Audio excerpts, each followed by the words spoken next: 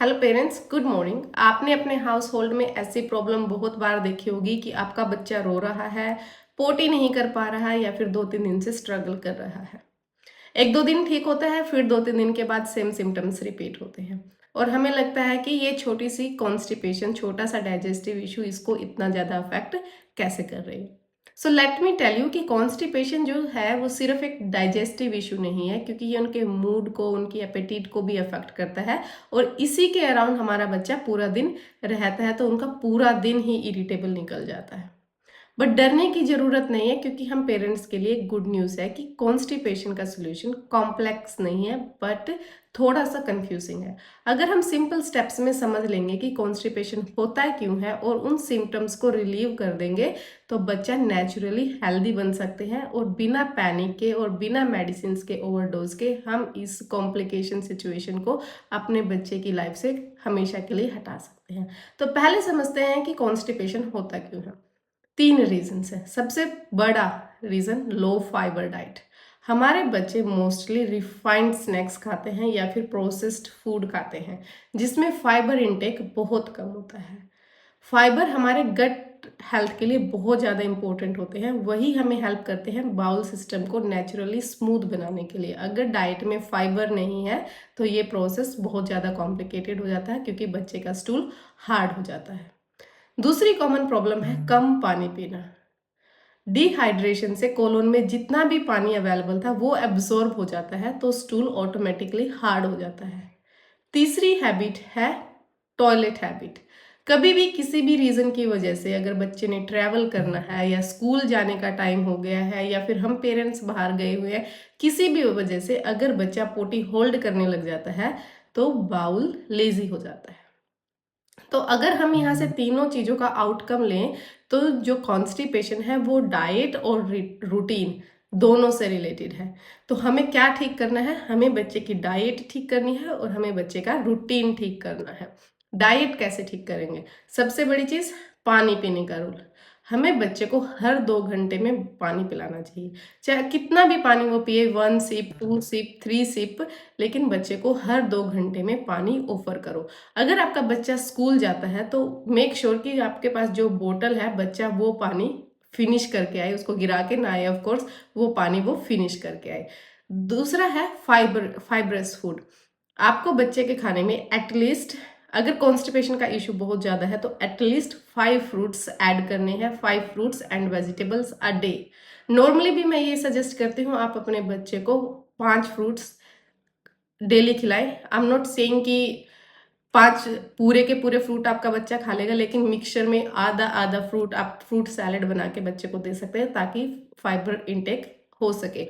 सबसे best fruit इस situation में मैं आपके लिए बोलूँगी गवावा, बट आप यूज़ कर सकते हैं पपाया भी, पेयर, कैरेट, स्पिनच, बीन्स और एप्पल। ये सारे का कॉम्बिनेशन अगर आप बच्चे को बना के देंगे तो उसका गट ऑलरेडी हेल्दी हो जाएगा, ऑटोमेटिकली हेल्दी हो जाएगा, क्योंकि वो इनफ फाइबर्स ले रहा है। दूसरा, आप होल ग्रेन्स चूज करो। मैदा आइटम्स के बजाय फॉर एग्जांपल आप यूज कर सकते हैं ओट्स, दलिया या फिर गेहूं की रोटी, बाजरे की रोटी। ये सब बच्चे के गट हेल्थ के लिए बहुत इजी रहती हैं और इसमें बहुत सारा फाइबर अवेलेबल होता है तो स्टूल ऑटोमेटिकली लूज हो जाता है और बाउल मूवमेंट में हेल्पिंग हो जाता है। और बहुत ज़्यादा डेयरी आइटम्स को बच्चे के ऊपर ओवरलोड ना करो, क्योंकि मिल्क आइटम्स भी बहुत बार कॉन्स्टिपेशन के सिम्टम्स को बढ़ा देता है। अब बात करते हैं मेडिसिन की, जो हमारे पास ओवर द काउंटर अवेलेबल है। ओवर द काउंटर मेडिसिन का मतलब है जो आप डॉक्टर के प्रिस्क्रिप्शन के बिना ले सकते हैं।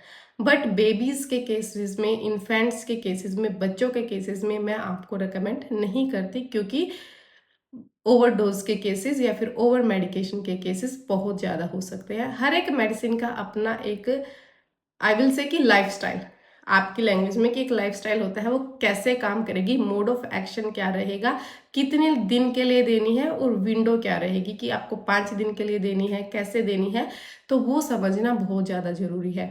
अगर आप फार्मासिस्ट से डायरेक्टली भी ले रहे हैं तो प्लीज़ फॉलो द रेगुलेशंस कि उसको कितने टाइम के लिए कैसे देना है।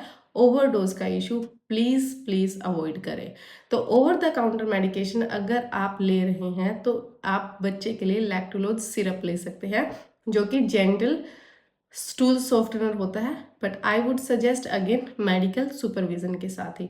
अगर बड़े बच्चे हैं तो आप उनको लिक्विड पैराफिन या पीईजी बेस्ड लेक्सेटिव भी दे सकते हैं। लेक्सेटिव एक स्पेशल कैटेगरी होती है मेडिसिन की। ये सिरप भी हो सकता है, सस्पेंशन भी हो सकता है, कोई भी फॉर्म में ये आ सकता है, बट लेक्सेटिव एक कैटेगरी होती है मेडिसिन की जो स्टूल को सॉफ्ट करता है। या फिर एक मेडिकल सुपरविजन में आप बच्चे को ईसाबगोल भी दे सकते हो। आप उसको पानी, अब तो बहुत सारे प्रोडक्ट्स आते हैं जो आप पानी में मिला के बच्चे को दे सकते हो, ऐसा जैसे आप ओआरएस देते हो सेम सिचुएशन में। बट ओआरएस हम मेनली बच्चे को जब देते हैं जब बच्चे को लूज मोशन हो, बट ईसाबगोल आप यूज कर सकते हैं जब बच्चे को कॉन्स्टिपेशन हो। अगेन अंडरस्टैंड इट कि कैसे यूज करना है वो आप अपने फार्मासिस्ट से या अपने डॉक्टर से कंसल्ट करें। अगर आपके बच्चे को 2 हफ्ते से ज़्यादा कॉन्स्टिपेशन है या ब्लड आ रहा है स्टूल में, तो बिल्कुल डिले करने की ज़रूरत नहीं है, डॉक्टर को तुरंत दिखाएं, क्योंकि ये कभी कभी अंडरलाइंग एलर्जी, थायराइड इशू या फिर स्ट्रक्चरल प्रॉब्लम भी हो सकती है। पेरेंटिंग परफेक्ट नहीं होती, बट इन्फॉर्म पेरेंटिंग पॉसिबल है। फाइबर और हाइड्रेशन पर थोड़ा फोकस करोगे तो राइट मेडिकल गाइडेंस फॉलो करके भी आप बड़े बड़े इश्यूज को अपने बच्चे की लाइफ से निकाल सकते हो। अगर आपको आज का वीडियो इन्फॉर्मेटिव लगा हो और आपको आगे किसी भी टॉपिक के ऊपर बात करनी है तो please do let me know in comments. Thank you.